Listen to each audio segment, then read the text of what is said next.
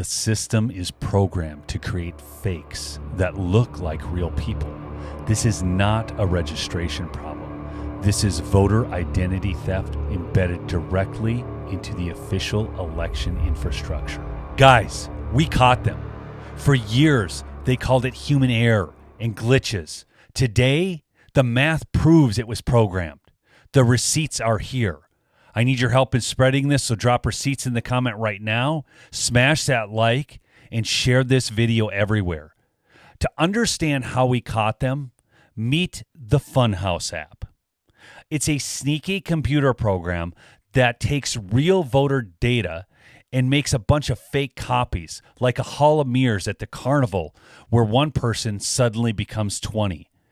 A researcher with a PhD, Dr. Andrew Paquette, dug into the data and found 6 identical mathematical signatures that prove it's the exact same computer code running in both Texas and Utah. From his article on Substack, guys, and I will share this in a link below, for the past 2 months, I've been thinking that the Bexar County Republican primary check-in file was the best and most actionable example of election fraud that I'd ever seen.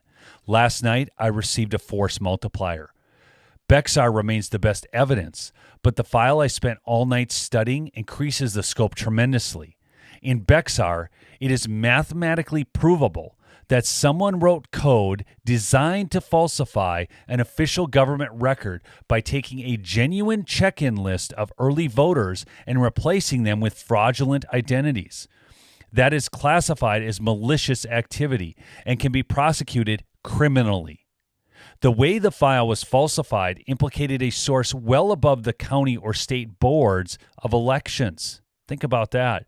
The platform used to manage that election's check-in process is capable of making the artifacts found in Bexar, but there are other possibilities. First, alphabetical errors. Think of it like this. The code sorts all the real voters by last name, A to Z. It grabs the very first ones at the top of the list, the A and B names, and uses them as templates. In one small Utah precinct, the program only needed 24 real people as starting points, and then it created 373 fake records from them. That's like one real voter being copied into 15 fake versions on average. Super simple cloning machine.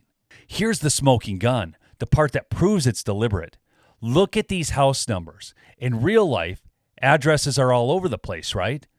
But here, the fake ones jump by exactly the same tiny amount, 15.7126086957 every single time, hundreds of times in a row, with zero random wiggle.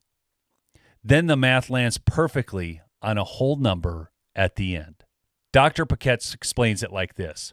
A glitch does not solve a 2-integer system.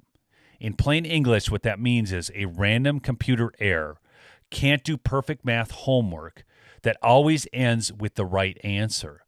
This is like a calculator that was programmed to hit the bullseye mark every time. That's not a mistake. That's intentional code. Now, the same patterns show up in Texas. IEEE 754 floating point fingerprints. Yeah, I know, right?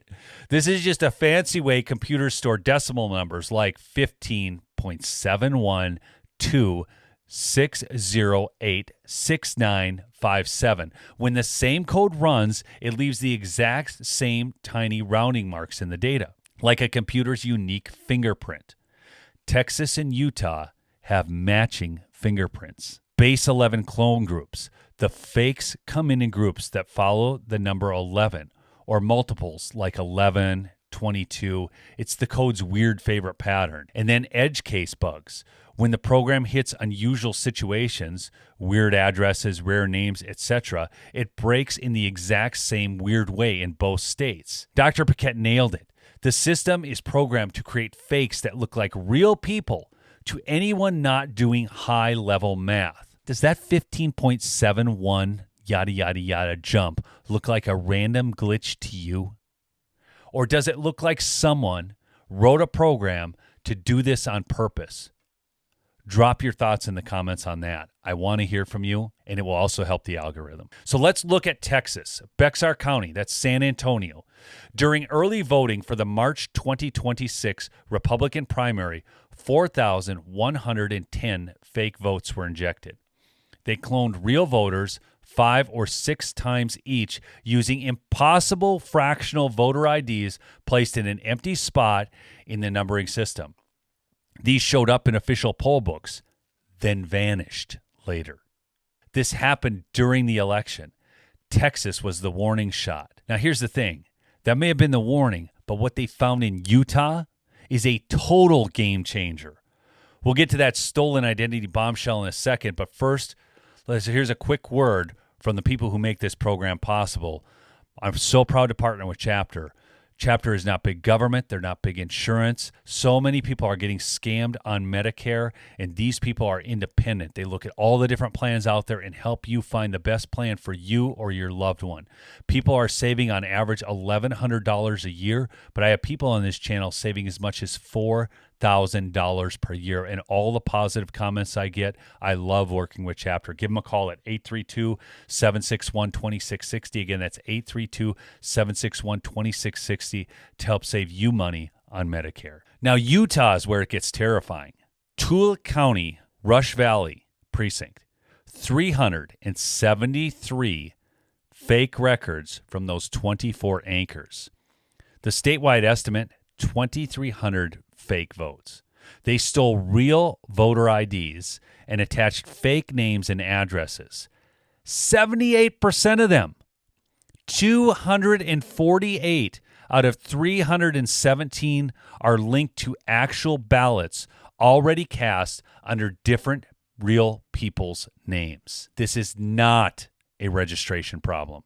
This is voter identity theft embedded directly into the official election infrastructure, and the votes are already in the history. So how does the exact same code end up in 2 different states? You don't need local conspiracies in every county when you have one shared infrastructure. Knowing poll pads connected to ePulse central servers. That system touched 36 million voters. That is 1 in 4 Americans across 29 states in 2024. Look at this happy little propaganda video from Knowing. Okay, here they are showing you that they're part of the American system. You can vote here, make a difference with Knowing. Okay, and here we have the black man, older white woman. We have the younger black man, the older white woman, and then the token white male all coming in to do their voting. Straight out of the leftist DEI playbook, folks. Heaven forbid 4 normal white dudes show up and just walk in together.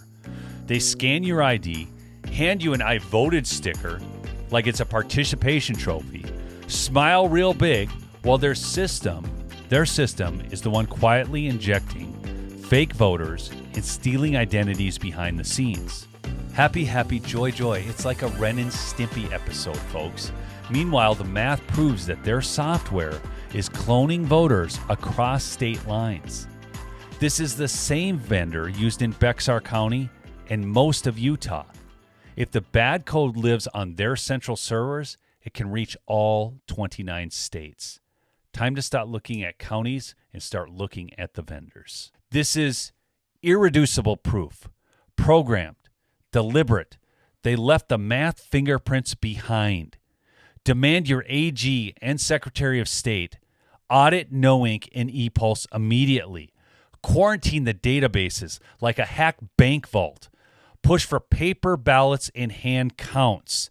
This is exactly why we need the Save America Act. I will not stop harping on this, folks. You got to call John Thune. You got to call your senators. I've got some more action steps for you. Stay with me.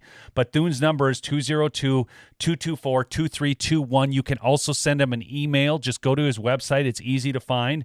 The switchboard for your senators is 202-224-3121. Especially beyond John Thune, if you live in the state of South Dakota, Tag your officials with this video. Send it to every single one of their X accounts. And then say, why is the exact same 15.7126086-957 code running in our state? Share this video, folks. The truth spreads when we spread the receipts. Okay? I'm Neil Johnson. Let's get the truth out, folks. Smash the like, subscribe, and drop the receipts below. I read every single one that I can. I don't get to all of them, but I get to most of them. Thanks so much for listening. We'll see you on the next episode. Peace out.